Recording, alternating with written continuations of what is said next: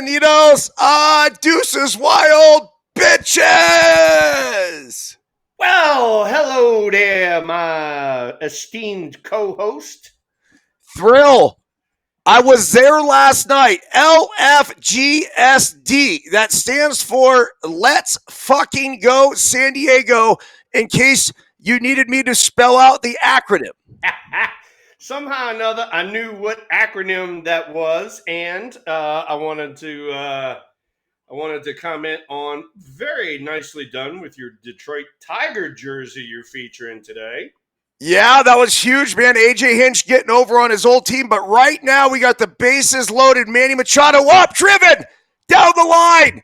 1 run will score. 2 runs will score. 3 runs will not score. Held up at third is Profar. And the Padres take the 3-1 lead.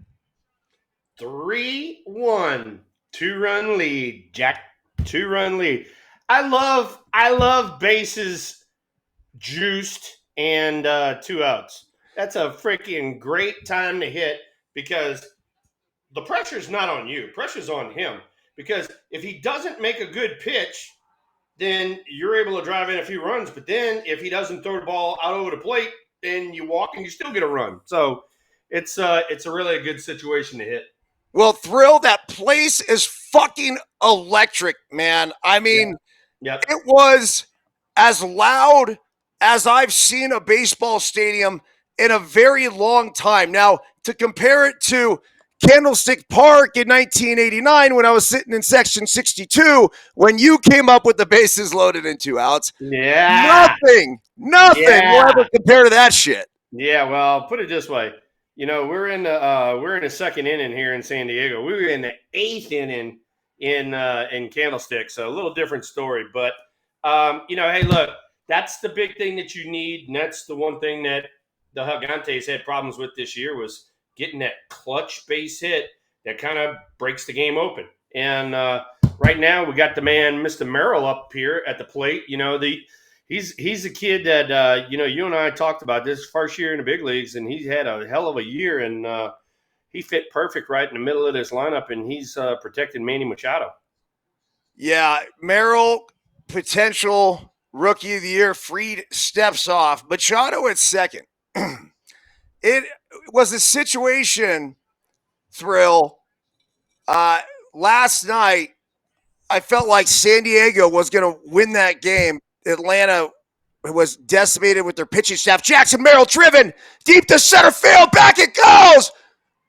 Off the bottom of the wall, another 2-run double. Harris could not haul it in. And now it's 5-1. Jackson Merrill with a very clear let's fucking go, in case anybody needed some translation on what was being said. In case you guys can't read lips, because I can read lips. I've proven that shit before. Yes, you have, obviously, the lips of Greg Maddux. Oh, this is the catcher cam. I love the catcher cam. Take that, ball. Whack. That's the definition of a dick ball, Thrill. Now, Harris did not come up with the ball. Look, man, I get it. That's a really tough play. But it's the fucking playoffs. The playoffs. If you're going to full send it into a wall, I think now would be the appropriate time. Well, I can tell you one thing. right now. That place in San Diego is going to get loud from now to the rest of the game with a 4-run lead and a chance to go, on to the next round of playoffs. This is the first time San Diego's been, legitimately in the hunt for a while. So these fans have been waiting. So, that's why they're getting loud and obnoxious, as they well should be. I apologize. My wife has just opened the door and let all the Bulldogs in the room. She came running up here to tell me that they showed Tony Hawk on TV. I like Tony Hawk. He's a legend. I mean, was it worth interrupting the show? Hey. We'll let her interrupt the show, even though we got it going on, Jack. We got it going on. Yeah. Hey, let's talk about one of you and I's former teams, the Baltimore Orioles. We will talk about them in 1 second. Right after we remind everybody that Bet Online is our sponsor. It is the world's most trusted betting platform, your number one source for everything football, baseball, basketball. Bet Online has every stat, every matchup, and even live odds and spreads to bet on during the games. Think you know your stuff. Get in on our $200,000 mega contest and pick 5 games against the spread every week for your chance at weekly prizes and a share of $200K. When the game is over, head on over to the online casino and get in on a game of blackjack or poker or unwind with over 150 slot games. Head to the website today to get in on the action. Bet Online. The game starts here. Go and chunk you 20 in the slot machines and knock your socks off. Have some fun.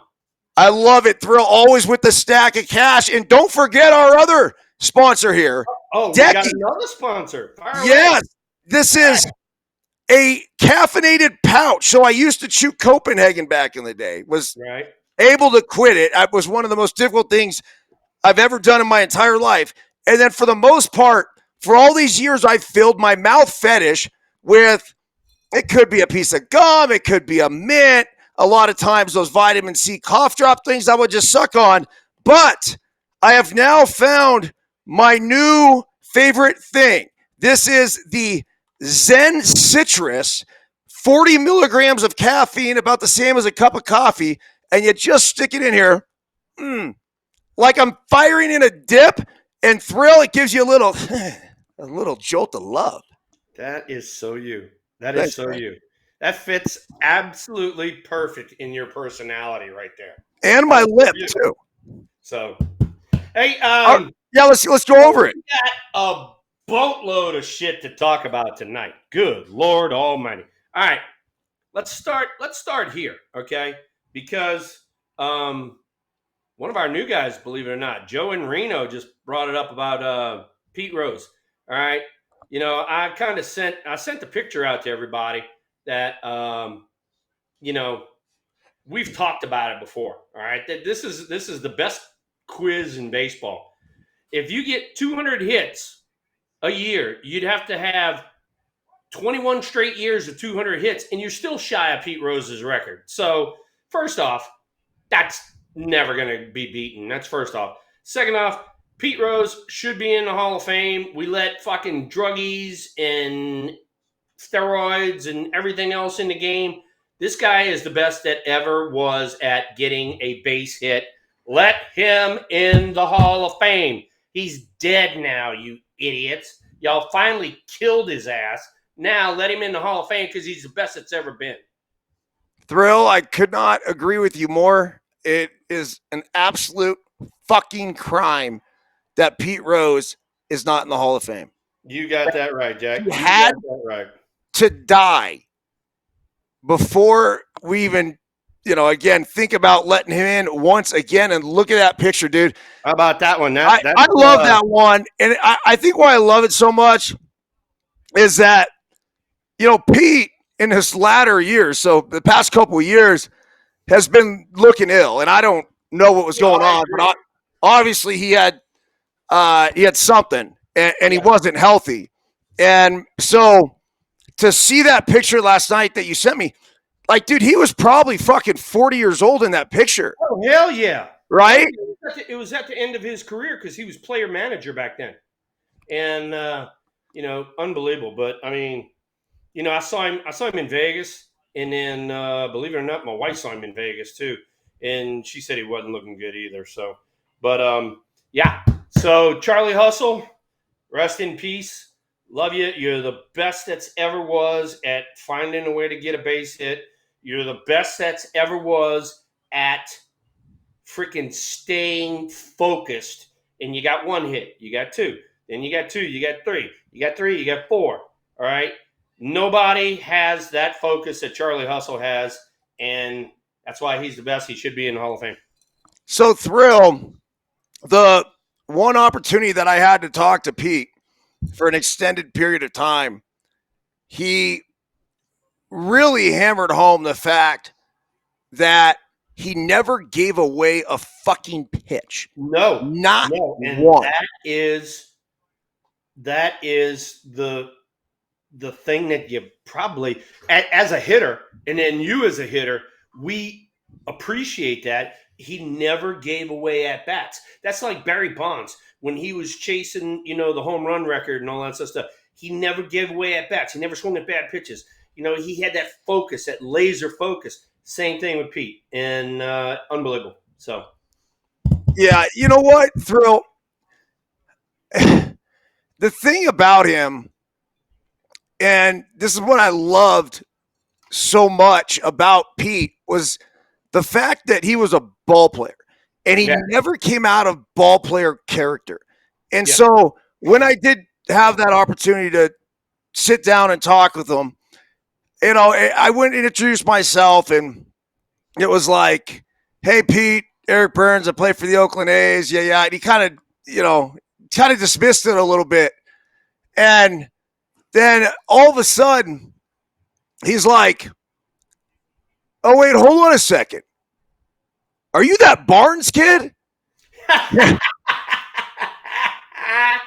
And I go, the Barnes kid. Barnes, Byrnes? I'm like, Pete, who gives a fuck? It doesn't matter, man. Right. I said, I just wanted to meet you, tell you you're a bad motherfucker. I've modeled my game a lot after you, and thank you for being an inspiration for the next generation of ball players coming up. You taught us how to play the game the right way. Yeah. And he pulls out a chair and he goes, sit down. And it was, 30 minutes later until I got up, and it was That's just awesome. Us talking ball, man. That's freaking awesome. So my story about Pete, and this was for Stephen Luker. Stephen wanted to know what my story was with Pete. Besides all the stuff on the field, but I was a rookie and I got to first base, and Pete was playing first. And he goes like this. He tells me, he goes, hey, Will, he goes, you played on the Olympics with Barry Larkin, didn't you? And I go, yeah. He says, what kind of player is he? And I kind of went into a brief discussion about Barry and just said, he was my roommate on the road in the Olympics. So, Barry and I were tight. And he goes, hey, do me a favor. And I go, what? He goes, I'm going to send a limo to pick you up. We're going to go out to dinner tonight, and it's on me. He said, I need to talk to you. I'm like, excuse me? And sure enough, freaking limo showed up, brings us to a place that Pete had an interest in. It was called the Precinct. It was a restaurant there in Cincinnati. And we sat down, had a great meal.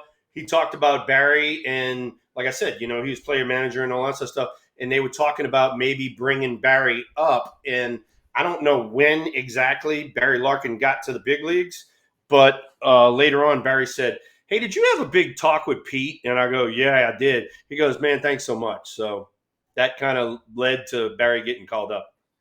And then the irony of all of it is that Barry Larkin is a Hall of Famer. And Pete hell yeah, he's a Hall of Famer. Any day of the week. I mean, he was the next generation of Pete Rose. I mean, played every day, was a Cincinnati Red for life, for the most part, and did everything you needed to do to put the Hall of Fame numbers up there. And so, Barry Larkin, congratulations, my friend. You're a stud. It's funny. I have the Charlie Hustle jersey over here. And so what happened is he was at the signing thing in Vegas, right, where he sits there. Yeah, yeah. And, a lot of times there's no line even for this. And so when I walked in there, I actually kind of specifically waited because I'm like, dude, I'm not going to wait in line for him. And I love Pete, but I wasn't going to get an autograph or anything. Yeah, I was hoping maybe to snap a pic, but more than anything, I was just going to introduce myself. And I want to say what I want to say. Hey, Pete, Eric Byrnes, not Barnes. Yeah. Exactly. And I actually didn't even expect him to know me. Like I kind of assume, unless you're in the game and you're a coach or something, I can't assume that he follows, right? And so he did loosely follow, but it took a couple connection pieces. And so basically when I hold on a second here. So I went up there and then we took a picture. And the guy who was running the whole autograph thing, he then had Pete sign the picture. And then they sent it and they didn't even tell me. They got our address from Tara and they sent the signed picture, which is right here. And it says, hold on a second. I wish he said 2 Barnes, but he said, Eric, swing that fucking bat. And that was an ode to him and I having a conversation and him saying he hates the Moneyball shit because a walk is not as valuable as a hit. And it wasn't like he was against walks, but he just wanted to reiterate a hit's better than a walk. And so then also sent was this jersey. Oh, and no, you got one? This was a gift, man. Oh, dude, that is so freaking cool right there. That's awesome. Pete Rose, Hit King, number 4,256. Charlie Hustle. But check out these major league records. Most career hits, most career games played, most at-bats, most singles, most total bases as a switch hitter, most seasons 200 or more hits, 10, most seasons 600 or more ABs, 17, most season 150 or more games played, 17. That's so badass. Most winning games, 972, which is fucking a testament of, you're a winning player, right? 5 hits or more in game 10 times. Only major league player in history to play 500 games at 5 positions. First base, second base, third base, left field, and right field. And most 20 games or more hitting streaks. He had 7 20-gamers. You know what? I knew that he played all of those positions, but I forgot about right field. He played, and then like you're saying, he played over 500 games out there. So, that's pretty freaking neat, dude. And then the fact that, he autographed it to you and all that, that's cool as shit right there. I love the fact, I think more than anything, is that brotherhood. And he cared about the brotherhood and the sending the limo for you to, to go out and bullshit. And here I am, a rookie, and this is the Pete Rose, and he's sending a freaking limo for me to invite me to dinner to talk about one of my teammates that I just played with, a year or two ago. And that was absolutely incredible. And, God bless Barry Larkin for freaking being the Hall of Famer that he was. So, yeah, that's cool, man. So here we are in the thick of the playoffs. You mentioned the Baltimore Orioles earlier. Yeah, let's talk about freaking meatheads. Another black and orange team. All right, team that you and I played for, second year in a row that they make the playoffs and see ya after having a really good year. So, I hate to say it, but when you hit the playoffs, gentlemen, you need to find another gear. You have to kick it in gear. Just even compete, man. Like, this game is all about getting hot at the right time. And how about this one? You and I even talked about it because you're wearing a jersey right there. But of all the teams right now that got hot at the end of the year and played freaking fantastic at the end of the year, Detroit Tigers. And I legitimately, Trey, came up to me and was talking about the Tigers. I had to go on the computer and figure out who their players were. I had no earthly idea. And what have they done? They've just advanced to the next round of playoffs because they won 2 in a row. So, God bless them. They did a good job. So they have what is going to be the Cy Young Award winner in the American League, Tarek Skubal, who is lights out. You know what? I saw his name yesterday, and I actually pulled him up, and I was like, "Oh shit, this guy had a hell of a year." Yeah. No, he had a really, really good year. So, and he flew under the radar because you don't hear anybody talk about him on ESPN or anything like that. You don't hear about it, but all of a sudden you look at his numbers and you're like, "Oh, wait a second, this guy had a freaking hell of a year." well, let's go through it. Let's do a Meet the Tigers segment. Hey, here we go. Meet the Detroit Tigers. So the leadoff hitter is a guy that went deep today. Number 22 in your program, but number 1 in your hearts.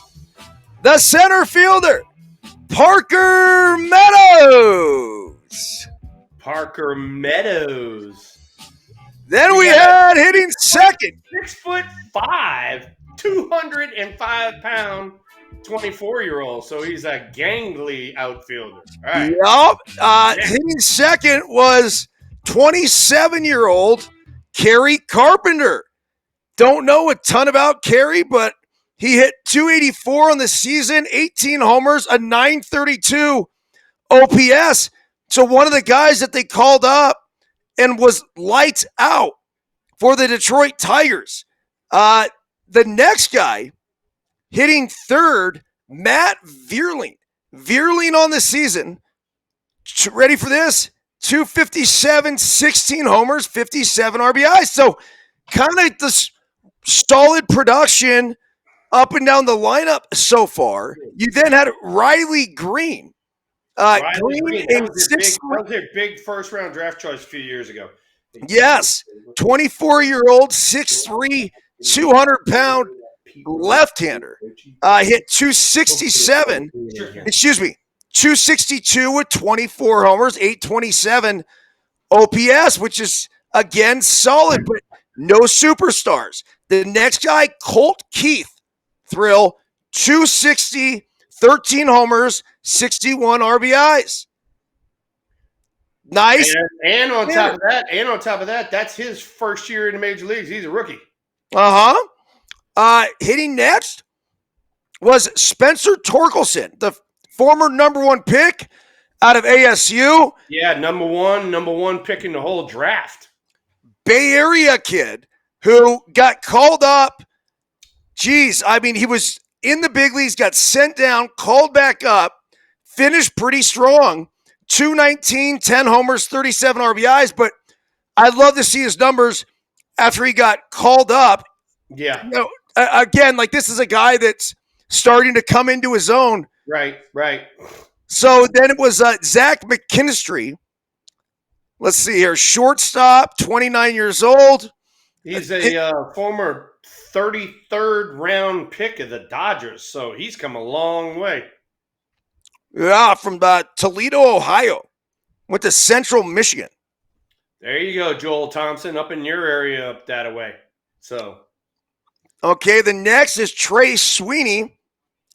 Sweeney, 218 average, 4 homers. So nothing great as you get to the back end. Sweeney was a first-round draft pick of the Yankees. Let's see here. So yes, he was. Wow. Yankees 20th overall pick on the list. I don't know how they got him. Interesting. Yeah, not a big sample size, just 110 career at bats. Yeah. But obviously, if you get a guy, and this is the thing about the first rounders, and the A's have done a good job stockpiling a bunch of former first rounders, and that's why they're fucking winning. But first rounders, although not all of them pan out, they all have talent. You don't fuck that up, right? You can't, when you're first rounder, like you 1,000% at least have the talent to get it done. Now, whether or not you do is up to you. Yeah, exactly. And then the next guy is the catcher. And the reason I bring him up, he hit 9th yesterday. He actually hit a homer yesterday. But his name's Jake Rogers. He went to Tulane. So I saw Jake. He's down in New Orleans. So I saw Jake last few years when he was playing at Tulane, before he made it to the pro ball. So that is fantastic. And then, we go back to Oh, look at you with the little. Oh, yeah, we're going to celebrate the Tigers as we got through their lineup. Hey, Tigers! All right, so you had the framed picture of Pete, his jersey, and all that sort of stuff. We were at the Louisiana Hall of Fame, and this was maybe 2-3 years ago, I guess. And this picture, Trey wanted, and without a shadow of a doubt, I was like, "We're getting it." And check out who it is. It is. Oh, yeah. It's Pete Rose. Let me see if I can get that shadow out the way. It's Pete Rose hitting and Bruce Bochy catching. Oh, it's Boch. How about that one? We got a Hall of Fame player and we got a Hall of Fame manager all in the same picture right here. That's so cool. I thought it was Brenly for a second. Yeah, no, it was Bruce Bochy, and that was against the Padres. And I think that was off Eric Shaw when he set the record. So that's why that picture is so important. Trey wanted it. I'm like, Trey, you got it. We getting it, dude. That's super cool. Quick side question. Who's the best catcher you ever played with? Oh, without a shadow of a doubt, Pudge Rodriguez. Oh, my God. First off, from a hitter standpoint, he could kind of do it all right? But from a catching standpoint, dude, he just shut down a running game. Nobody ran on him. And on top of that, we're playing in Texas. He and I are playing in Texas. It's 1,000 degrees every day. And he's played 150 games as a catcher. Or, and then finally I grabbed him, and I'm like, hey, big boy, I can see you starting to wilt a little bit.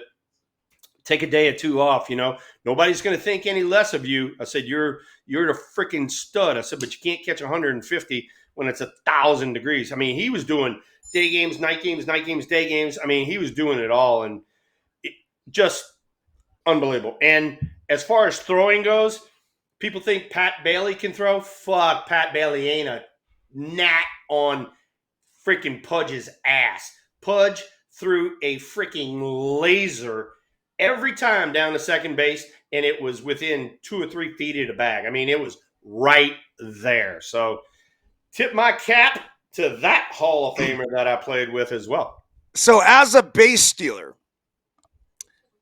I would never worry about who was catching unless it was Pudge or your last name was Molina.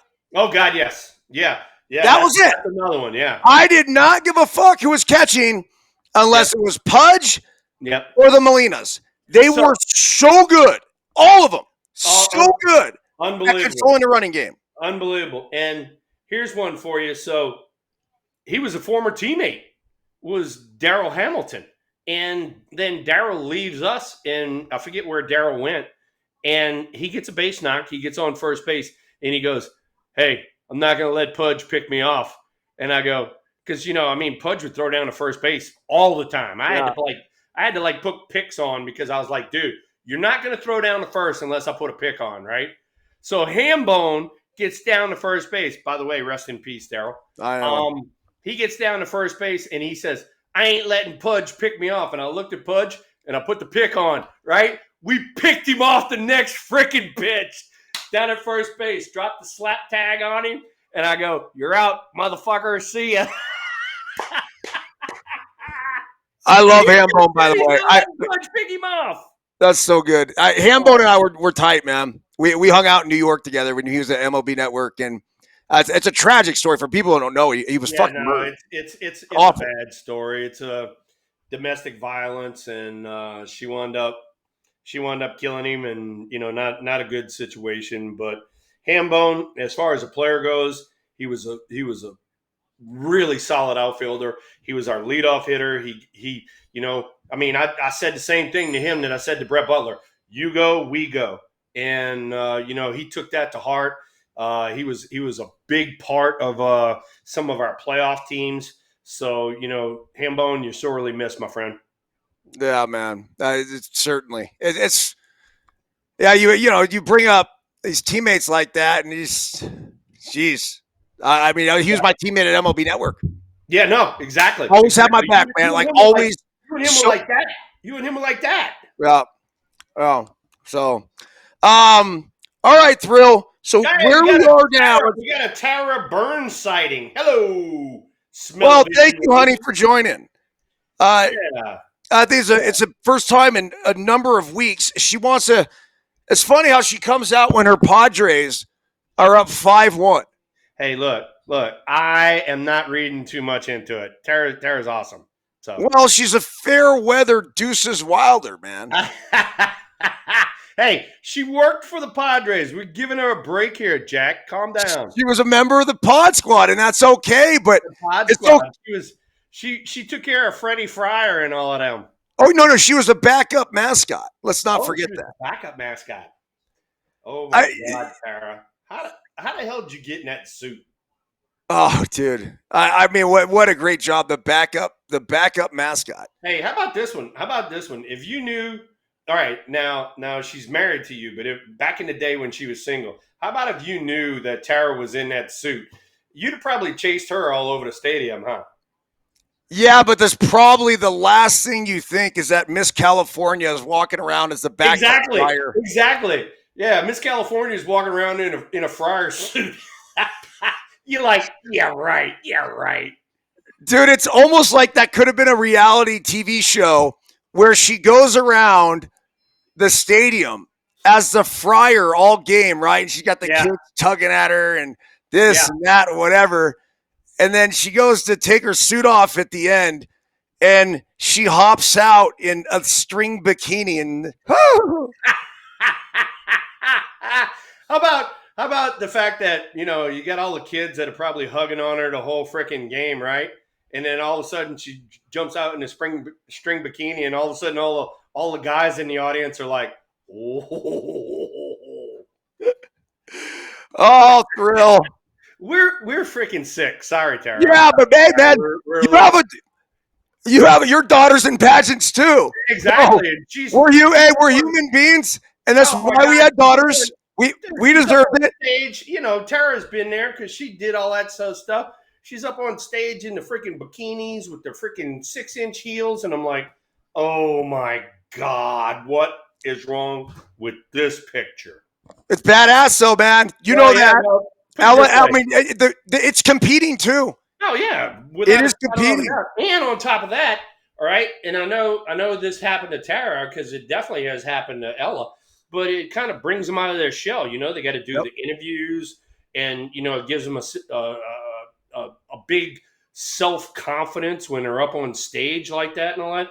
Dude, it's unbelievable how my daughter has grown. I know your wife grew in the pageant world too. So. Absolutely. All right, so let's update everybody. All right, empty one. We have full number 2. Yep, it's 5-1 in the middle of the fourth for the Padres. Padres are over the Braves. The Brewers are trailing the Mets 3-2. So, I don't know. I guess this play happened yesterday, but there was a big double hit by Jesse Winker, I believe. And he's running around the bases like yelling, "Fuck you." And he was talking to I don't know who, but I saw this breakdown that John Boy did. A terrific job, as John Boy always kills these things. But even John Boy's like, who's he talking to? And so then he finally gets to third base, and he's at third base, and he's like, "Fuck yeah, motherfuckers. Fuck them. Fuck this. Fuck that." And so then you had the Brewers guys, Thrill. They were mouthing to Winker, and they're like, "Shut the fuck up, motherfucker. We'll meet you in the parking lot." I tell you what, Winker, I mean, he did it earlier this year where he hit a freaking homer and he went badass ape shit, It's like, dude, you're a fucking 260 hitter. Calm the fuck down. All right? Calm down. You got a good base hit. Yahoo. Okay, that's what you're supposed to do. But you ain't gotta go batshit crazy when you freaking hit 260. Yeah, so basically what happened is the catcher I think, and I don't know if he noticed this, but the catcher like threw dirt on his cleat. It was kind of weird. And so I think that's what prompted him to drop all of the F bombs that happened. But it was a fascinating scenario. But anyhow, the Mets up 3-2. So we're looking at having two division winners eliminated. Yeah, here, exactly. right? You had the Astros eliminated, and now we're looking at the Brewers potentially being eliminated. Hey, you know what else too? And I don't know why MLB did this, but they had the brackets set up to where whoever won the wild card plays in a division against a division foe. And I don't know if you saw that or not. So like the Tigers are going to play, Cleveland. I gotta go back and find it. Tigers are going to play Cleveland. Yeah, so exactly. they're not switching. They used to do that for us. Exactly. So they don't do it anymore. You would think, all right, if the Tigers win, they're going to face somebody else. They'll face the Yankees, somebody in another division. But instead, they're facing somebody in their own division who they've been playing against all year. So MLB has done a fucking terrible job at scheduling baseball. And all you stat nerds out there that are scheduling, freaking get your head out of your ass and go back to the way it used to be, where you played in your division to win your division at the end of the year. And then when you get into postseason, you play in the other division, dumbasses. Oh, thrill. I love it. I don't have like a super strong opinion on it. I know what you're saying. I totally empathize with you, and I do understand how and why you would want to play out of the division. Here's Tatis with an absolute bullet up the middle. I love this guy, man. Swing right there. Ooh, bro, that's so pretty. Look at the leg kick, head down. So I talked to Andrew Jones yesterday. I saw him at the game. Oh, nice. We had a little pre-party before, and the first thing he said, and I didn't even know he was there, dude. And I was like taken aback. And I hear, Byrnesy, what's up? And I'm like, oh, shit. It's Andrew Jones. And he goes, how's the podcast going with Will? I go, fucking fantastic, man. And then right away, bro, we started getting into, he was very complimentary about DEUCES WILD, which I'm like, cool. Thank you. Yeah. But once again, like, I love guys that are baseball guys. And immediately, all we start doing is talking shop, talking ball. Yeah. Right? Like, he was talking about basically hitting and launch angle and all the other bullshit. And he's like, look, he goes, I tell these fucking kids, he goes, if you here and you're swinging up and you start swinging up too early, he goes, you're going to be underneath the fucking ball, and that's why we keep striking out. Exactly. Where if you have the concept in your mind, swing down and get on top of the baseball, that's going to put you on plane, and then eventually everybody's swing is going to come back up. Ta-da! And so if you catch it here, but this needs to be your mindset and your mentality. And immediately, I'm like, Biscuit, get over here. Yeah. And so I grabbed Colton, and I'm like, explain this to him. And, Andrew once again did. And, dude, he talked about basically, he was really spread out. And he said he spread out because it eliminated extra movement that he didn't want to have. And so whenever things were going south, he'd even get more spread out, and he'd simplify the situation and just basically have this hands sort of drill. But yeah, it was really, really cool to be able to talk to him this was probably 45 minutes to an hour. That's awesome. And then so a byproduct of spreading out is you eliminate a lot of movement and you have more time to see the ball. So this would be something that we talked about in the clubhouse all the time, which is you get two strikes especially. It's like, don't be afraid to spread out a little bit and just kind of pick it up, put it back down. You get plenty of time to see the ball. you got to make sure it's a strike first before you cut it loose. If it's not a strike, guess what? You're starting to get back into the at-bat. You're getting back into the count. And so, you try to talk to people about that now, and they're like, we don't need to do that. I'm swinging for the fences. I'm like, yeah, it's because you're a fucking asshole. You don't want to hit 300. You don't want to help your teammates out, and you don't care about striking out. That's why you strike out 150 times and hit 230, 240. So all of you guys in the major leagues that hit 230, 240, 15 homers, 45 RBIs, strike out 150 times, fuck you motherfuckers. You guys are not hitters. There you go. Boom. That one. Well, that is gold, dude. Oh, and I know you're going to make a TikTok out of that one. So boom. That is gold. No, I'm actually writing it down right now. Making the note. Thrill on hitters striking out. There you go. The hitters striking out, hitting 230, 240, 15 homers, 45 RBIs, and thinking they're a fucking major leaguer. No, you're not. You're a fucking normal dude. Well, Andrew made a really good point. He said, whenever you swing and miss, like 90% of swings and misses in the big leagues, and maybe even more than that, the hitter's underneath the baseball. Oh, without a shadow of a doubt. Without a shadow of a doubt. It's caused nobody misses on top of the ball. Because if you miss on top of the ball, you hook it foul. All right? And how many freaking foul balls do you see now hooked foul? Not many. All of them are fucking sayonaras. Here's Machado deep to left field. I mean, it looks like he's about to hit it out of the stadium. Foul.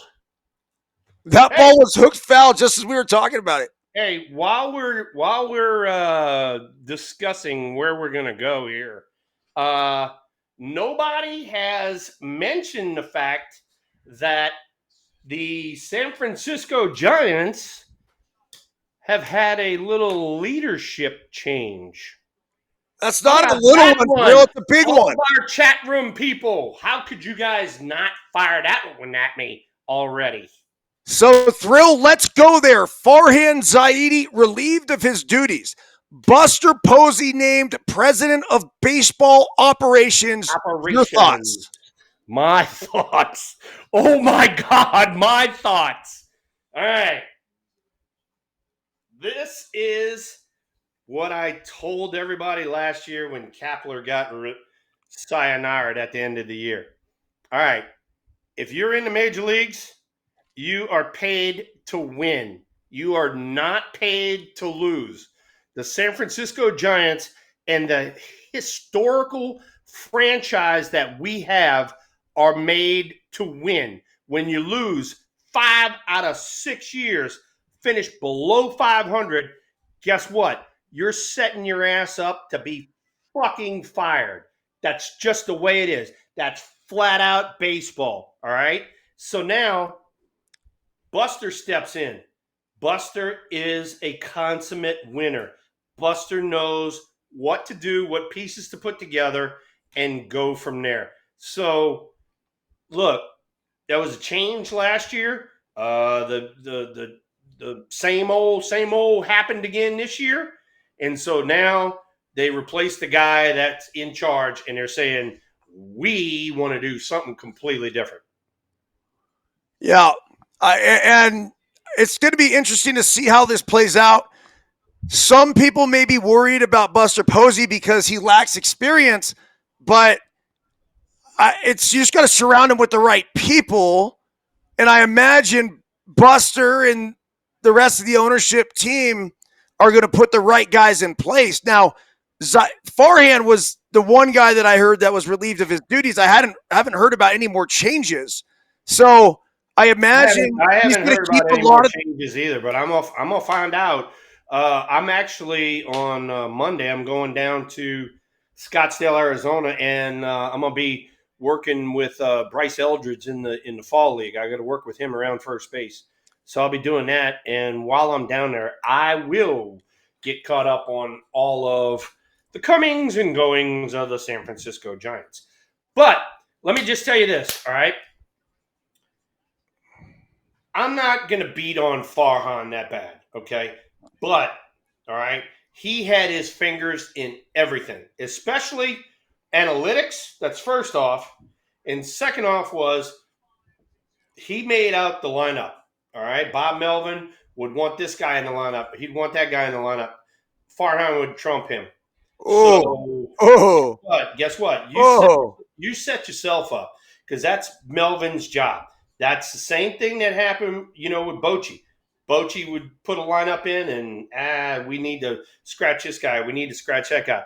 Look, the reason that these guys have managed in the big leagues for 15, 20 years, they know. Dusty Baker knows. All right. They know exactly what's going on in their clubhouse, and they have gut instincts on things. And you need to stick with their gut instincts. Not everything is statistical. And while I'm talking about that, all of you statistical guys that are in the fucking San Francisco Giants organization, you better watch your ass too, because you fuckers might be gone as well. Oh shit. There you go. There's my rant for a little bit. Dude, Thrill, you're on fire tonight, man. I mean, this is hey, special Thrill. I came to the San Francisco Giants. Myself, Robbie Thompson, Matt Williams, Kurt Manwaring. We turned this whole fucking thing around. We lost 100 fucking games in 1985. 1986, we win. 1987, we're in the playoffs. 1989, we're in the World Series. All right? Buster Posey shows up. Buster Posey, whack, from day one. World Series, pretty good year. World Series, pretty good year. World Series, another pretty good year. Guess what? The San Francisco fucking Giants win. And when you don't win, and you have our fan base, and you have our ownership that expects to win, you don't win, you're fucking gone. And I don't blame them one bit. I am a winner. And when I see the shit that I've been seeing the last few years, fuck you. See ya. Bye. I am not in this. I told Josh knows, Tommy knows, Big Mike knows, all those guys that are in the chat room. They know. I am not in this to make friends. I'm in this to win. I love these freaking World Series rings that they give me. All right? I love having the World Championship banners hanging in San Francisco. Guess what? If you're standing in my way, I'm going to fucking truck roll your ass. Just like fucking Okendo at second base. I'm going to fucking bash you. I'm going to stand up, and I'm going to fucking beat you in the face. There you go. There's my rant. Da-da-da. Dude, why can't there be more Will Clarks in the world? And I'm with you. This is professional baseball. Yeah, this is what it is. Yeah, what have you done for me lately, sport? Yeah, right? Thank you. You are paid to win. I got you out here, and I'm paying you millions of dollars to show up in the playoffs and win. That's what I'm here to do. I'm not here to play Mr. Nice Guy. Yeah, the question becomes going forward is what's his structure going to look like? Because, but Buster Posey being the president of baseball operations, that's a huge title. What that title entails encompasses a wide variety of things. Now, something else that's interesting, and I'd be interested to hear, say, maybe even ownership's take on this, is that what if down the road they want to make another change? And it has to do with Buster. And Buster's part of the ownership group. I know he has a small stake in the team. This is something you could say that could go south, but at the same time, I'm like, I'm willing to I take that chance. And even if it did, Buster has got the wits and head about him that he would just walk away if it's not working, right? Yep. And that's the thing, give him a chance. You gave the other guy 6 years, give him a chance. I can tell you one thing, there's a few things that are going to happen. We're going to have a change of attitude. That's first off. And I can promise you this, I've kind of been slowly but surely kind of easing into it, as far as when I go see, the minor league kids and stuff like that. From now on out, I'm not easing in. All right. I'm going to, when we have hitters meetings, we have pitchers meetings or whatever, I'm going to be front and foremost right in the middle of it. And I'm going to say, what we've done the last few years is unacceptable. You guys need to pick up the fucking pace. All right. Yeah. We are here to win.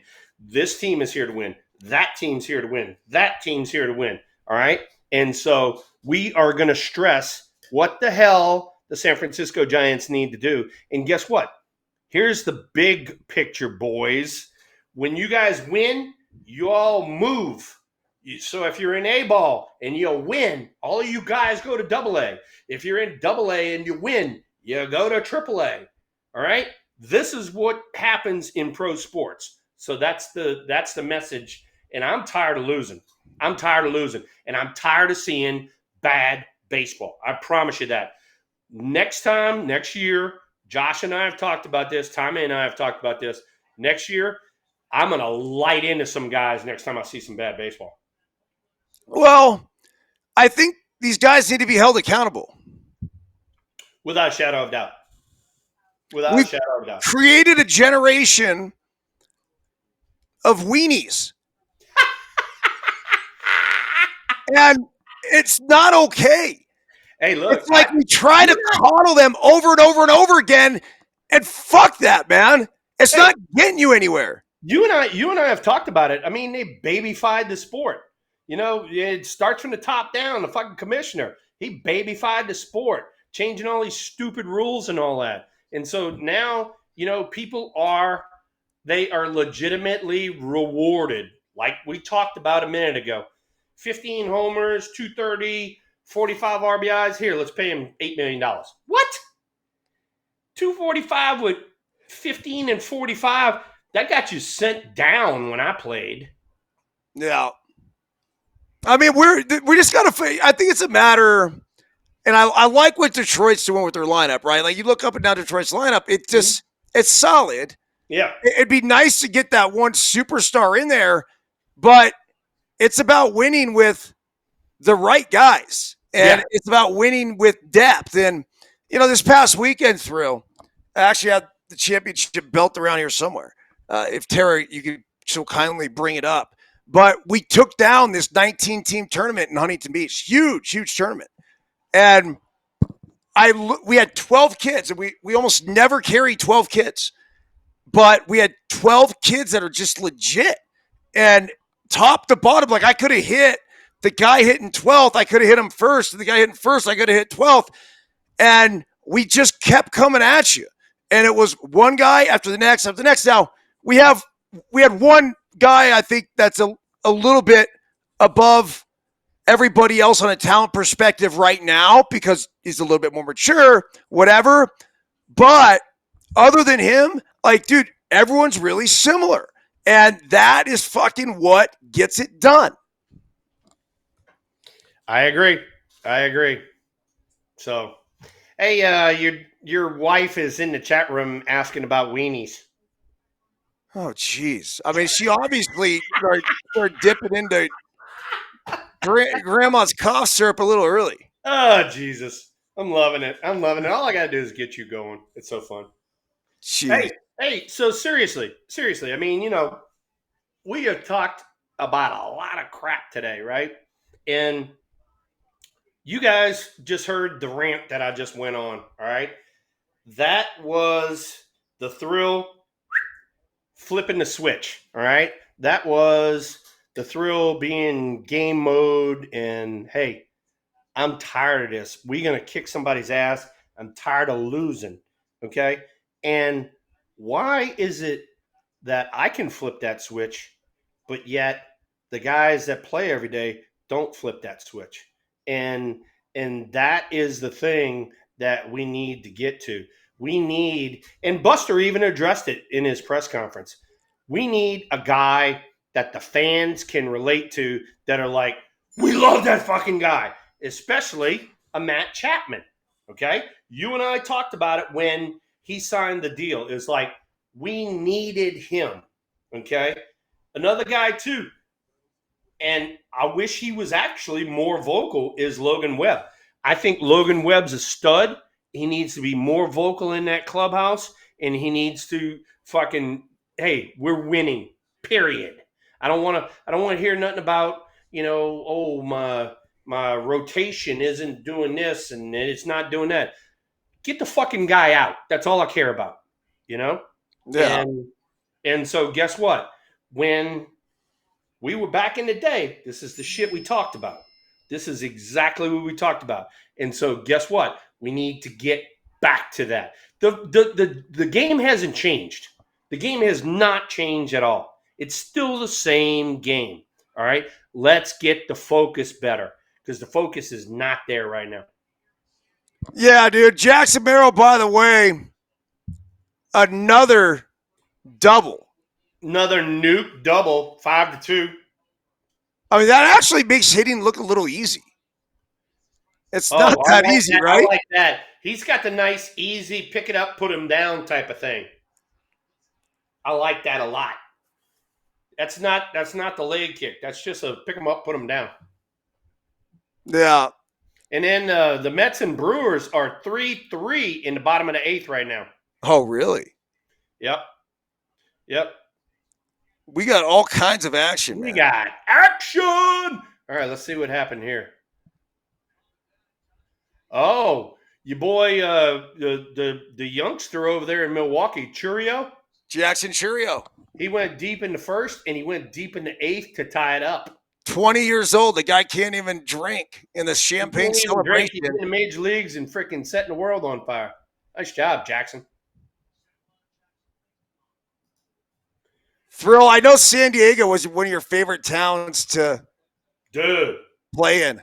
Dude, I love San Diego. I love San Diego, and Tara knows this, but I love San Diego because of the weather. I mean, you just get blown all over the face of the planet, at the stick, and then you go to San Diego and you're like, oh shit, this is freaking heaven. 70 degrees, little breeze blowing, and on top of that, Josh and I and Tommy, we've talked about this before too.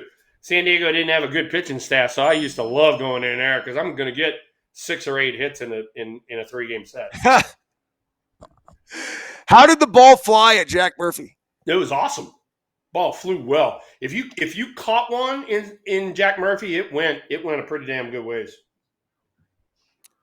Here's the war leader's thrill. Byrnes hit one there. I forget who was off of. It went off of the freaking big old jumbotron thing. It went over the right field bleachers and off of the big jumbotron thing. I mean, Barry did some shit and hit some balls Oh yeah. We have never seen and we'll never see again. All right, so here's a little quickie, ladies and gentlemen. This is what Eric Byrnes is talking about. When you come through the zone, you come this way. All right. And as soon as you get down like this, you stay on the plane of the ball, whack, and then you start getting out of it. What Eric is talking about, all of these guys are doing now is this shoulder or this elbow, one or the other, come up and they start down here and they start working uphill. And that's where the problem lies. So that's what I tell all these minor leaguers when I go in there. Keep your shoulder, keep your elbow down. You want to go this way. Whack. And so that goes back to the conversation that Eric was just having a little while ago. He actually said, Andrew Jones, that is. He said, look, and he got right up on me. And he goes, watch this. And he's like hitting me from like up. Like this, whatever. Like hitting you up here like this? Yeah, like this. Yeah. And I'm yeah. He goes, you see that? He goes, what's more powerful, that or this? Whack! I'm like, oh. Yeah. Oh, bud. Yeah. I go, obviously the backhand right there, it really got me. Exactly. And he goes, it's like you're going to give a little glancing blow or you're going to put fucking everything behind it. Yeah. Perfect. I couldn't have done it better. I'm glad you did that, Andrew. Nice freaking job, dude. Yeah, it was really cool, man. Here's they're showing some stats here. Skeens versus Merrill. You can't. Can't they just give co-rookie of the year? I mean, they both deserve it. I don't know. Is that kind of a cop out? It's a cop out. I knew. Yeah. You got one team that's East Coast, and then you got one team that's West Coast that doesn't get as much publicity. You know, Skeen's got a boatload of publicity. Merrill just did his shit all year long. So, well, you got one team in the playoffs, and the other guy's sitting at home. Hey, your wife came on here and she said, thoughts on the shared postseason berth celebration for Atlanta and New York? Thoughts? I didn't see that. So I don't know. I know they had a doubleheader. What was that? Monday? Yeah. Yeah, they had. Yeah, I mean, I imagine she's talking about Atlanta and New York, but they were just finishing off regular season games, and it would have taken Atlanta. You know, they blew that first game. Otherwise, the Diamondbacks would have been in the playoffs. Right, exactly. So with that doubleheader, if there was a sweep, the Diamondbacks would have been in. But if they split, Atlanta and New York would have been in. And so I think what she's saying is they split. And so now you got New York celebrating and then you got Atlanta celebrating. I think that's what she's saying. Oh, and now she's also regaling us with the fact that they took pics and shared cigars together on the field. Well, I didn't see that, Tara. I didn't see that because I'd be like, fuck this. Yeah. Dude. Fuck that, man. I didn't know that. I'm sorry, honey. Oh, we need to. That's bullshit. If you're Arizona at home watching that, fuck off. Yeah. Hey, how about if you're the Diamondbacks? You're like, what? You guys are celebrating together and we got to go home? How about that one? Both teams came onto the field and hugged it out. Oh, Lord. Oh, Lord. Oh, yeah, I'm with you. I mean, that's not very competitor-like, and that's the point. And out of respect for the Arizona Diamondbacks, because you two motherfucking teams couldn't go out there and win 2 games in a row, exactly. And now these guys are going home. And look, that also cost them, by the way, back in the day, like a first-round check was about $40,000, and that's if you lost it. Dude, right? Those checks right there are serious. Especially when you're not making any money or any significant money, and it's your first couple years in the league. So, I mean, you get out of the first round, the next round check, if you lose, is like $100,000, and it just keeps going up. So, if I had seen that, and I'm in the Arizona Diamondbacks locker room, I basically, I don't even know what to tell you. I mean, wait. You drill the first hitter of both teams when you face them the first time next season? Yeah, no shit. Ain't that the truth? All right, so here's one for you, and it goes back to your alma mater. Freaking Milwaukee, we have, let me see, Garrett Mitchell, first-round pick of the Milwaukee Brewers from UCLA. Yeah! Whammo! 2-run jack. Milwaukee up 5-3. So good for Garrett Mitchell, a Bruin doing good. There you go. Your alma mater coming through in the clutch in the playoffs. My daughter just texted me from Chile. From Chile? Yeah, she's in Chile at a U.S. ski camp, man. Like as in Chile, like the country? Yeah. Yeah. Dude, you and Tara let her ease on down yonder? Yeah. Sometimes you just got to let them go, Thrill. Let them out of their shell.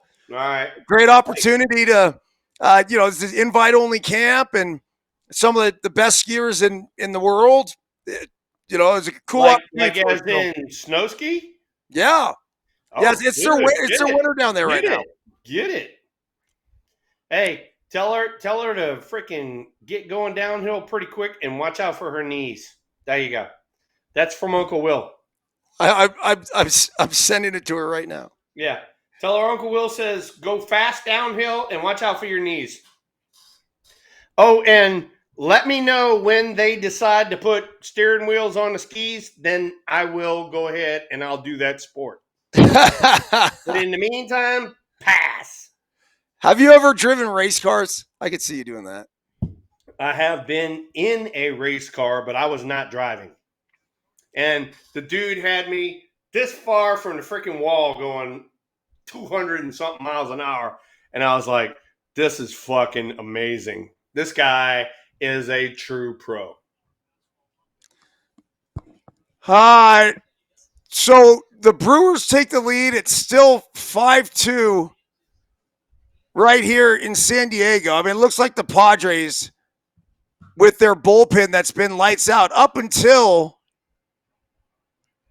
the closer Suarez has had some issues. That's the only guy that, I mean, everyone in that San Diego area worries about. I watched Well, his. he came in yesterday and finished it off 1-2-3. Yeah, So, that's fun. It's funny how everyone always worries about the closer. yeah, no. Because you expect the closer to come in and finish out the majority of the games. And look what happened to Duvall with us this year. So, it's definitely a something that people worry about. Yeah, for sure. I mean, dude, you came out firing. I haven't. I mean, I have text messages flowing in here. Hey, OMG, Will is on fire. hey, I gotta tell you this right now. All right, when it comes to the Giants, I have a deep, deep love of the organization, and that's why I am still involved.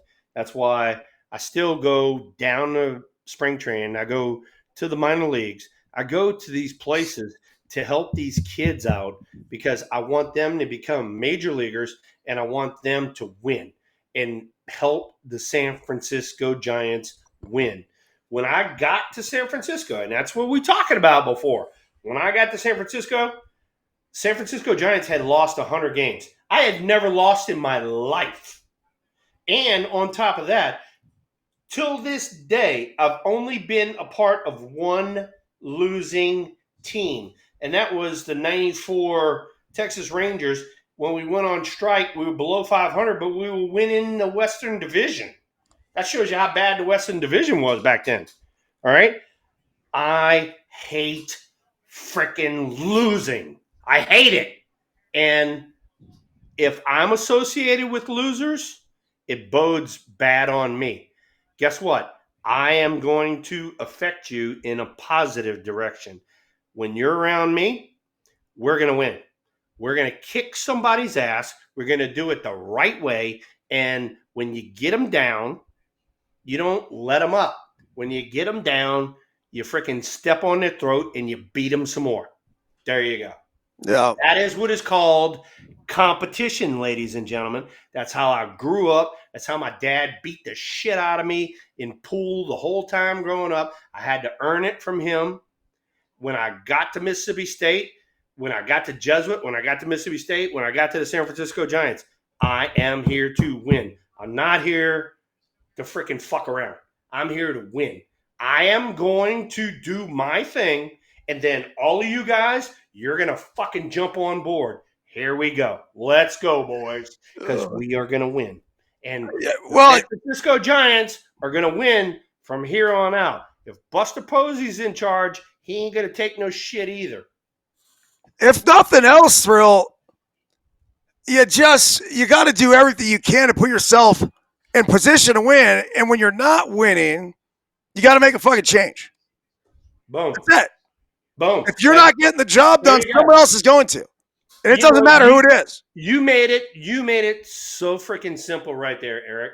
And that goes back to what I was talking about earlier. It's like, dude, the major leagues, you don't win, you're gone. You're freaking gone. All right? It's different for organizations that don't care about winning. San Francisco and San Francisco's fan base care about freaking winning. And they care about beating the Dodgers. And they care about, going to the playoffs every year. Because guess what? They keep freaking anteing up our season tickets. Josh is a season ticket holder. They keep anteing up our season tickets, and we put a losing product on the field. That's bullshit. Our fans want more than that.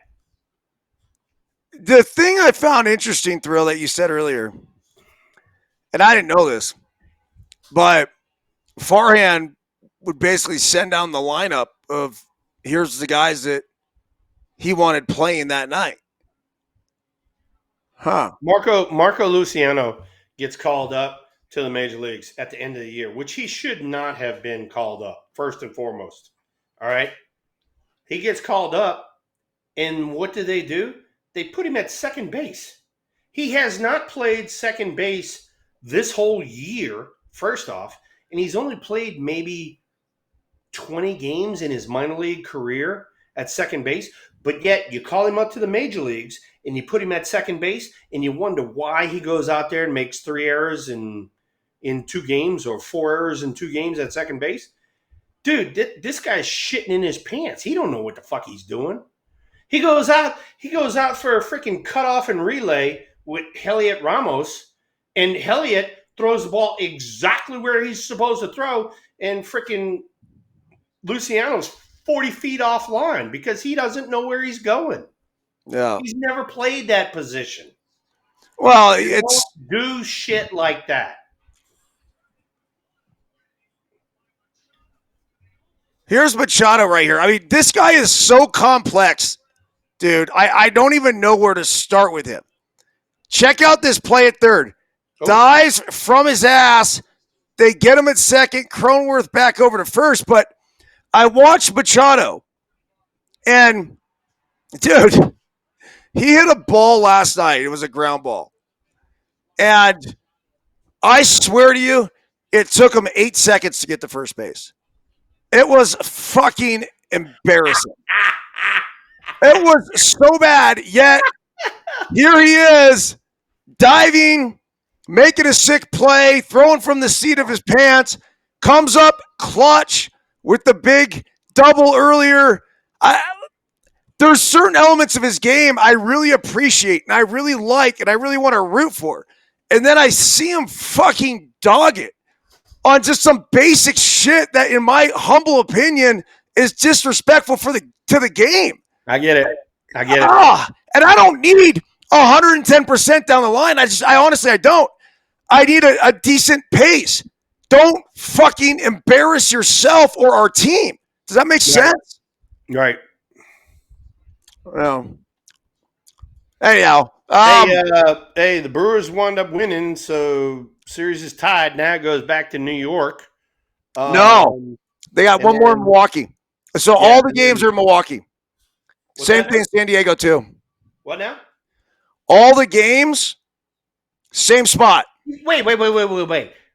They're playing a 3-game set, but they're playing 3 in the same city? They don't go back and forth? Correct. They'll play tomorrow. Oh, Rob Manfred, you're a fucker again. Once again, you find a way to screw somebody. Mets and Brewers tomorrow at 5:38. You don't give the Mets fans a chance to have their team in front of them with a chance to go to the next series of playoffs. No. Unbelievable. And you wonder why, when Manfred comes out there for the draft, he gets booed. That's why, Rob, because you fucking make stupid mistakes. Yeah, so the Padres and Braves will play at 4 o'clock if the Braves find a way to come back and win this one. But Osuna, that's right center field. It's trouble. It sits. Oh, he played it off the wall. Good. Yeah, well, it actually dropped in front of him. Yeah, but still got 2 outs, so they're okay. So. Yeah, they have 2 outs, and that's why Merrill kept the ball in front of him. Yep, exactly. Right? And that's a good job because you go into a no doubles type situation. Exactly. Correct. You don't want to give up the run right there if there happens to be a double. Yep. All right, so Jackson Chourio, Thrill. All right. Was all right, let Let me scroll down. All right, go ahead. This is fun. He's the fifth youngest person to homer in the postseason. The Brewers' Jackson Chourio has come out swinging the start to 2024 postseason after a 2-for-4 in his playoff debut against the Mets in Game 1. Chourio launched not one, but two homers in Game 2. A leadoff blast and a game-tying solo shot in the 8th inning. At 20 years, 205 days old, Chourio is one of the youngest players to homer in postseason history. In fact, only 4 players have gone deep in a playoff game at a younger age. And you know who the youngest of all time is? Give it to me. The guy I was with last night. No, Andrew Jones? Andrew fucking Jones. Oh, my God. 1996. He was 19 years old, 177 days. And then in 1996, in Game 1 of the World Series, he was 19 years old and 180 days. Number 2 was Bryce Harper. 2012 NLDS Game 5, he hit a home run at 19 years, 362 days. Number 3 was Manny Machado in 2012. He hit a homer at 20 years old, 96 days. Number 4, Miguel Cabrera. 2003 NLCS Game 1, 20 years old, 172 days. So there are your youngest postseason heroes of all time. Jackson Chourio putting himself in some company that, man, I mean, if he ends up like Andrew Jones, that's a Hall of Famer. Bryce Harper, that's going to be a Hall of Famer. Manny Machado, no comment on his Hall of Fame. Yeah, I know. And what I would feel. Obviously, Miguel Cabrera, Hall of Famer. Hey, let me ask you this, because, you know, I always check the chat room and, you know, I mean, we do the baseball stuff and we've been kind of all over the board tonight. I've freaking went on a rant. You went on a rant, all that sort of stuff. Hey, do you drink beer? I'll drink a beer every now and again. Let me ask you this. Do you drink like the IPAs? Do you drink, is there a certain brand that you go to? What? I would drink more of like a craft beer, like something. Okay. All right. Yeah, I mean, I'm not going to bust out a Coors Light. No, I'm not interested. Now, back in the day, I would. No, I get it because you are Mr. California, so I get it. You're gonna support the California breweries and all that sort of stuff. You know me, Big Mike. We do the Coors Light. The mountains have to be blue, all that sort of stuff. But then there are some people on here that want to go Blue Moon, and they want to put the freaking little orange slices on there and all that stuff. Yeah. You do Blue Moon or no? I'm a Sierra Nevada guy. Sierra Nevada. Oh, yeah. That's actually a good one. One of my guys that is in the Bay Area. He's a distributor for Sierra Nevada, and I've had those a few times. I don't mind those. Well, we know Crudelli likes his Blue Mountains. Oh, Crudelli. And by the way, Crudelli has texted me a few times here the last few days. Nice job, Big Mike. All right. What does he want? No, he was commenting on just some shit. You know, the Farhan stuff. I miss myself some Crudelli. I really do. Hey, look, Crudelli's good, man. He's cool. He can get fucked up with the best of them too, huh? Remember a couple times we brought him on here? Oh, hell yeah. Oh, he's hammered. He's hammered.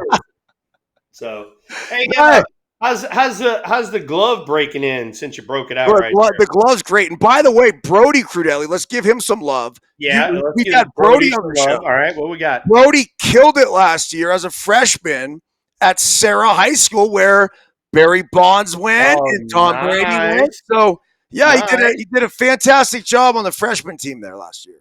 There we go. Gloves breaking in fantastic, Thrill.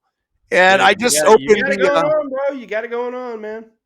I just opened the knock panel for the first time. I know. It's about that time. Luker, what's up, man? Good Lord, Luker, look at you. You're clean, dude. Yep. And we got to again. No. No. Are we not Nick's doing not this? him. I want to see Luker. I don't want to see that shit. Whoa. I thought this was a shirtless thing. Hold on. No. I'm sorry. Agenda was not shirtless, Battleborn. Luker, don't look at the naked fucking Santa, all right? I know, it's burning my eyes. All right. Oh, dude. Oh, my God. Oh, so good. On? I thought we were doing this shit shirtless. I'm sorry. Jesus. That's so good. All you ladies in the audience, I am so sorry for what you have just seen. Oh, this has got to become a regular thing, man. You're looking more and more trim, too. Luker, you look freaking great, dude. Thank How's you. everything going? Good. Just doing stuff, working on my next month of class. They're classifying me as a junior. So I'm almost there. All right. So you're working on graduation. Yeah. I'm right now doing a class that's basically going to teach me how to use the OBS software. So all the tech stuff. I got you. Will. Stories on Mike Witt. Mike Witt? Yes. Oh my God. You know, not only was he a pretty goddamn good pitcher, but he also threw a no-hitter for the California Angels. So, and then when he threw that no-hitter, he threw it in a ballpark that was not known for defense. It was known for offense. So he did a good job. Hey, here's a guy, Thrill Higashioka. He went deep last night. He went deep again tonight. I mean, this guy, if you were to give an MVP out for a short series, he might be it. Yeah, and guess what? You know, I mean, I actually looked him up. He had like 218, 220, something like that for the year, and he went deep last night, deep again tonight. Isn't that the beauty of the postseason, though? Oh, shoot, yeah. Hell yeah. And when Torkelson was sent down to the minors, he was batting 179 before the sent down. Well, put it this way, Steven, if that was the case, he needed to be sent down. Yep. And so he probably went down, probably worked on something, got his situation squared away, came back up, and he's done a decent job so far. Yep. So Kyle Higashioka is from Huntington Beach. He went to Edison High School in Huntington Beach. So he signed out of there as a 7th-round pick by the New York Yankees. Huh. Interesting. And he was part of that Juan Soto trade. No way. He was? Yeah. And then the starter from yesterday's game, Michael King, who had 12 strikeouts, was also in that trade. So it was him. I tell you what, I just saw a little video outtakes of that. King has some pretty decent stuff. Yeah, he was filthy last night. Pretty good stuff. He just had that presence, man. I mean, I was there. I watched 1.5 innings from the seats that I had, and then I was in the bar the rest of the night pounding tequilas. I mean, it's just whatever. But and I watched the rest on TV. But the actual to get the live feeling. How could I have not seen that coming? I don't know, Thrill. I mean, it's just I got up to the bar. I met this dude. I know this sounds weird. He's a billionaire, and so then I got it. A billionaire. Yeah, a B. Oh Jesus! So Tara, come rescue us, please. Yeah, I got interested in how he got to where he was. Hey, let's do this. We have never talked about this. We got Battleborn in here. We got Luker in here. How about giving signals? We've never talked about giving signals. So if you're the hitter and you're looking at the third base coach, what are you looking for? Signals? Yeah. Yeah, I mean, it's sign. 100%. Okay. All right. So I'm leading this off. All right. So we used things back in the day that began with certain things. So hat is hit and run, belt is bunt, and shirt is steal. How about that one? Okay. Okay. Does that make sense? Yep. So now you give a signal, right? And it had to do with an indicator. Yeah. So you could hit hat, you could hit shirt, you could hit belt, you could do whatever you want to do. But if you didn't hit the indicator, nothing's on. Okay. So now let's say we put our nose as the indicator. All right. And we go boom, boom, boom, boom, boom. We hit nose. As soon as we hit nose, the next sign is what is coming on. And if I hit nose and I hit hat, hit and runs on. Right? Right. Okay. So Eric, did you guys have similar type of shit? Well, yeah, same thing. So let me take it a step further. So basically, if we have right now hat being Hit and run. hit and run. Let's for simple purposes, let's say hat, hit and run. Nose is indicated, right? So you could go through the signs, but the hat means nothing unless I go to the nose first. So it would be hat to arm to chest, back this way on the chest, to the nose, to the hat, back to the arm. So, but we're live now, right? Back to the arm, back here. But then we would also have like a wipe off. Oh, we definitely had a wipe off. We definitely had a wipe off. Yeah. This now means it's wiped off. Yeah. And now the hit and run is no longer on. Yeah. But if I did no wipe off, boom, I went here, boom, boom, boom, boom, boom. Now it's on. So yeah, you would have indicator, you would have a wipe off, and a lot of times you would have a close. So you go indicator here, and you'd have to close it with, maybe even one clap, or you'd be like a 2 clap. Yeah, no. We didn't even do the claps. It was we went straight, kind of like signs that you're talking about. But what happened was everybody always wanted to know, what the indicator was, because what we did was we changed indicator every day. Every freaking day. So let's say we said hat, hit and run, shirt, steal, belt, bunt. All right. We did the same thing, but we changed indicator. One day it'd be nose, one day it'd be ear, one day it'd be shoulder, one day it had to be skin, because everybody wore sleeves at Candlestick. It had to be skin. Mm-hmm. And so anyway, so those were the pretty cool things. And then you had the weird shit. All right. Then you had the hey, I'm gonna hit the indicator nose, and then you'd grab yourself in a private area, and all of a sudden that's the squeeze, something like that, And then when you did the squeeze, you had to have an answer. So like the guy had to step out the batter's box and he had to tap his cleats or something like that.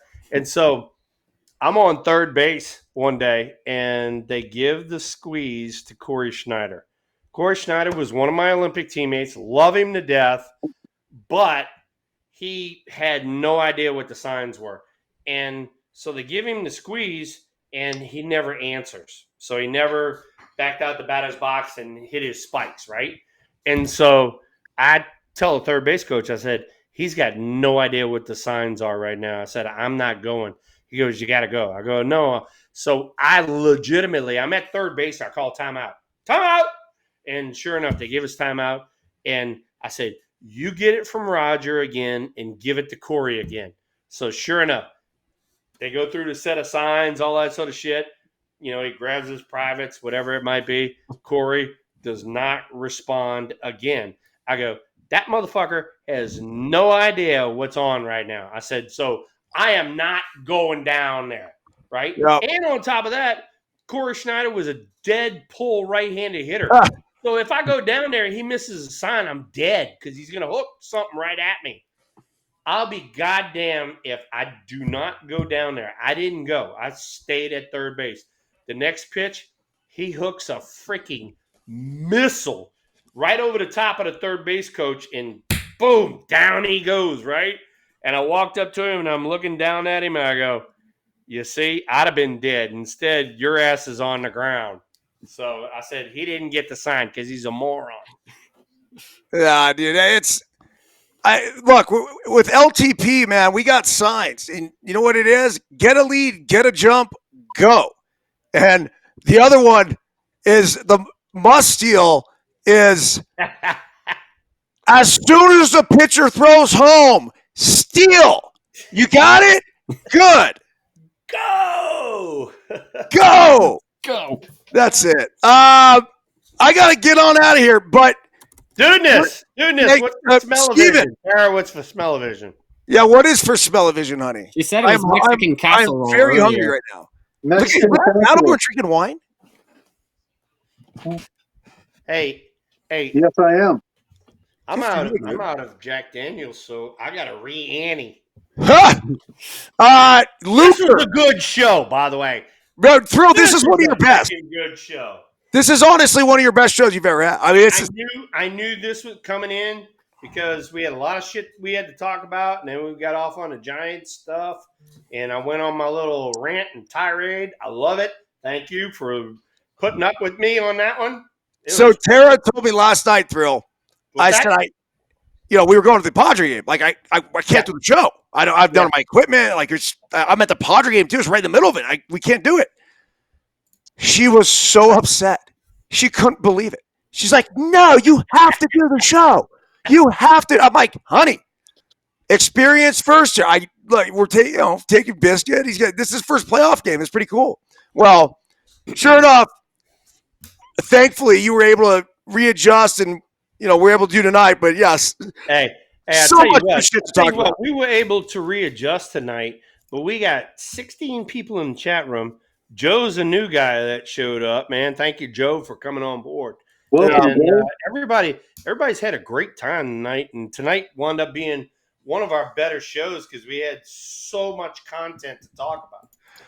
Luke, or any final words tonight on Deuces Wild? Well, on Saturday, I went to my first professional hockey game, an NHL game, for the day before my birthday. Who'd you go see, Luke? My birthday was on Sunday, and I went to a hockey game on Saturday. What game?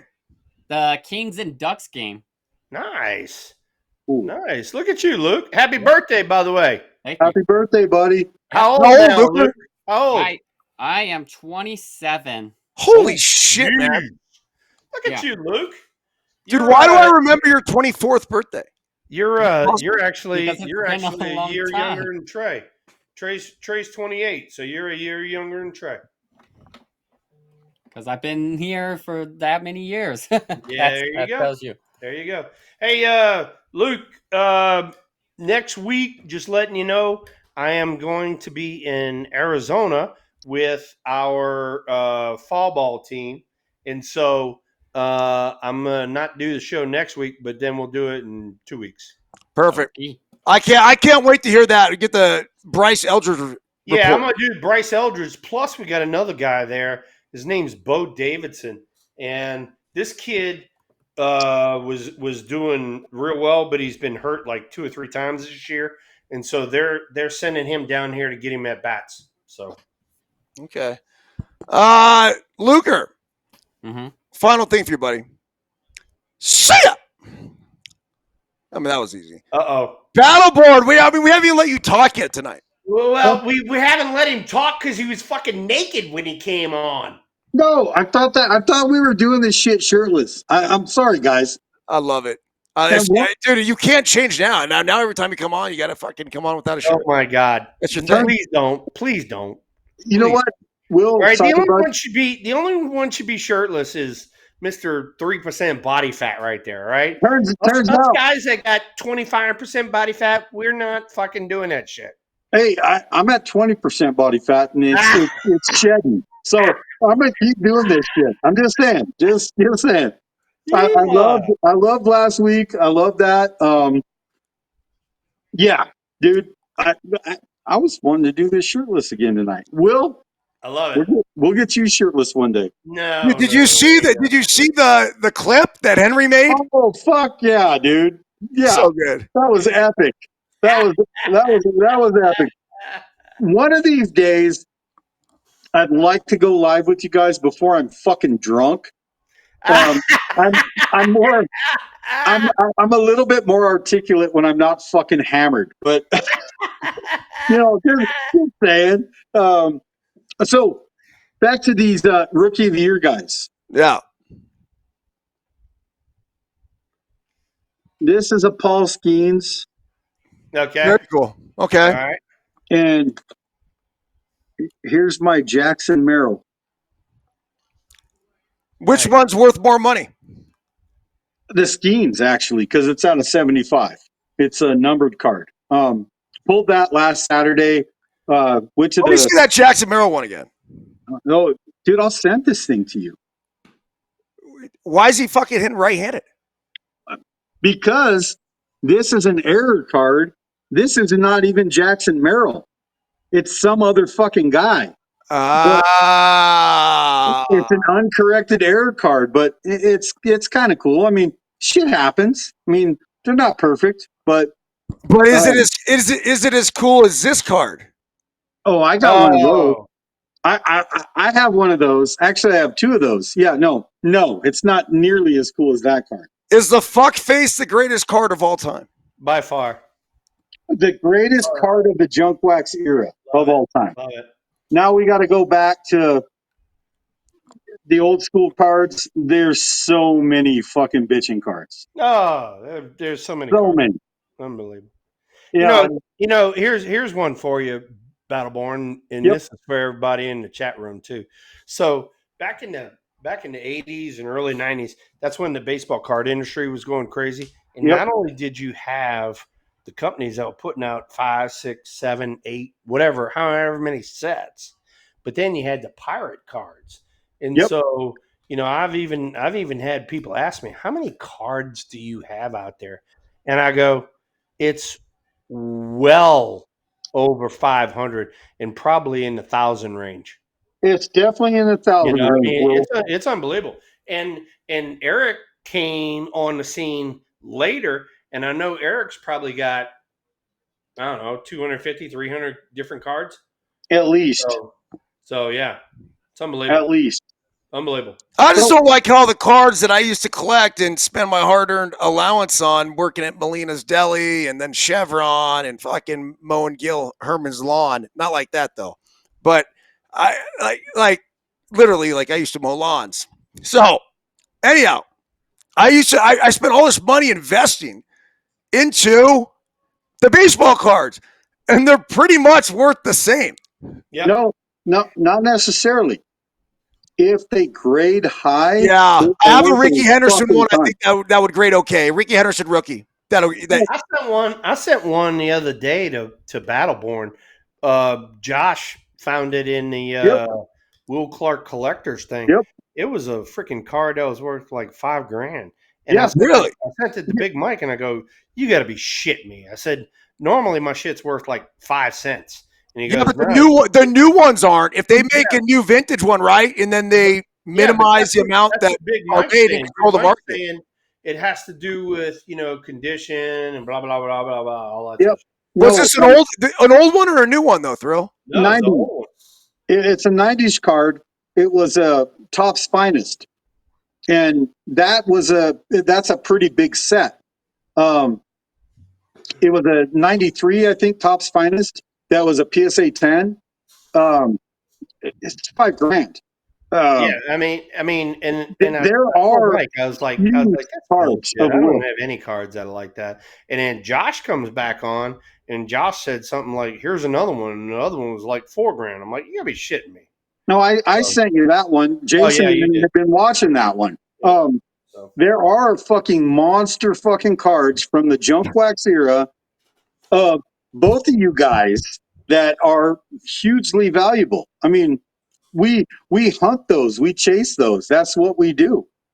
That's our era. Me and Jason, that's our era, dude. That's the shit that we collect. These Jackson Merrills and Paul Skeens. We sell those to buy shit from your era. That's what we do. I got you. Interesting. Big Mike, dude. All right, bro. Of all the shows, that was one of them, Mike. Any final words? See you in a few weeks, my brother. Check it out. Dog food? No. These, Eric, California resident, they have them there. These are pine nuts. Pine nuts. Yes, pine nuts. These come around every 7 or so years, according to the Indian folklore. Really? Yeah. Nice. Hey, nice hat, Lord, by the way. I got it. I got it it. from a pretty cool guy. Just Yeah, saying. some guy you know got you one. Turns out. Hey, one other thing, quick before Byrnesy kicks me. Yeah, hurry up before he fucking exits you. Yeah. Yep. I need a Cardinals Will Clark jersey. All right, I got you. My collection. Just saying. don't worry. All right. All right. Don't fucking come on here and start begging for shit. Shut the fuck up. He's crushing me. Born. He's crushing me on the Cardinals jersey. Yeah, well, fuck. Get your own fucking Cardinals jersey. Jeez, man. Whatever. You come on here half naked. Yeah, you're begging for begging for jerseys. Half naked. He just looks different than you. Yeah. I mean, he's eating nuts. I mean, how about these nuts in your mouth, fucking Attaborn? Jeez, man. These nuts. Oh, they come by every 7 years. Okay, there you go. What the fuck are you talking? What are you talking about? What the fuck? I go get pine nuts. Oh my god! Hey, everybody in the freaking chat room, you guys were freaking awesome tonight, man. Y'all were firing it up. Joe from Reno, welcome. Linda, Nora, Josh, Tommy, everybody. Y'all did a fucking fabulous job. Joel, Emily, everybody. It was a great night. So thanks. Thrill, you're the MVP though, man. I mean, this was one special night for you. Hey, you guys caught a little bit of the thrill when he flipped the switch and went from, all right, I'm a nice guy into I'm going to kick your ass mode. And that was the play-in mode. Josh saw it on an everyday basis. He was able to see it, live and foremost. But now you guys saw it, on the computer. But hey, we are going to win. San Francisco Giants are going to win. This number right here is on the stadium for a reason. It represents going out there and freaking doing the job, and we're going to get the job done for these guys coming up. If not, they're not going to be a part of San Francisco Giants. I love that, Thrill. I love you taking your competitive mentality that you had as a player and now transferring it into your coaching / special assistant role. It's fucking fantastic. The San Francisco Giants are lucky to have you. Joel Thompson, Battleborn, Victoria. Thank you for complimenting. Victoria, yeah, she came on early. Nice job, Victoria. How about Linda and Reno? You guys are the best. Nice job. Credelli popped on there for one chat. Tommy Luke. Keep it going. Luker, Joel.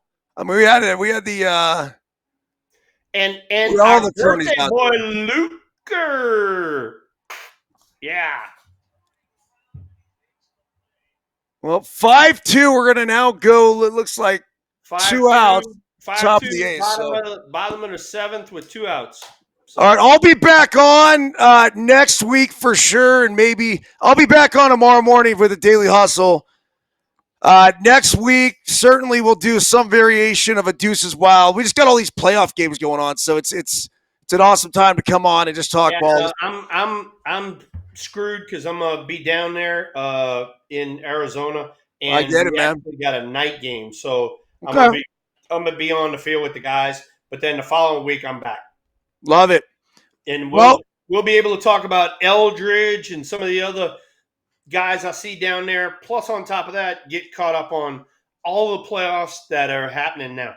So awesome, Thrill. Nice work tonight. This could be your best one yet. Bro, you freaking rocked it. And as usual, you teed me up so that I could go for the long ball. Hey, that's what good teammates do. Hey, that's exactly what teammates do. Hey, once again, you go, we go. You go, we go, baby. There it is. All right, Thrill. See you in a couple weeks. Safe travels, man. Brother, love you. Tara, love you. Too, man. Y'all have a good one. See ya!